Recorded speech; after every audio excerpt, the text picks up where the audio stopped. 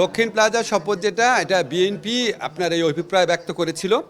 আমার ধারণা যেটা সেটা হচ্ছে যেহেতু আমাদের এই সংসদটা একটু ভিন্ন, আমরা জুলাইয়ে ছাত্র জনতার যে আত্মত্যাগ, এই গণ অভ্যুত্থান, অনেক আত্মত্যাগ, অনেক কষ্ট, অনেক বেদনা, অনেক আপনার প্রাণহানি বিনিময়ে আমরা এই সংসদটা পেয়েছি। এই সংসদটা অন্য সব সংসদের চেয়ে একটু ডিফারেন্ট।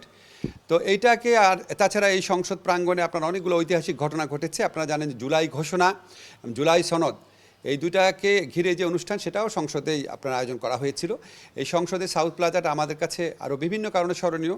আমাদের প্রয়াত নেত্রী বেগম খালেদা জিয়ার জানাজা হয়েছিল, এটার পাশে জায়গাতে আমাদের যে সবার প্রিয় শহীদ ওসমান হাদির জানাজা হয়েছিল।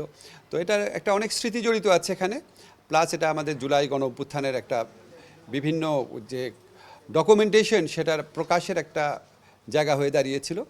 তো এটা সব কিছু বিবেচনা করে, হয়তো সব কিছু বিবেচনা করে ওনারা অভিপ্রায় ব্যক্ত করেছেন, আমরা সেটা অনুযায়ী আয়োজন করছি।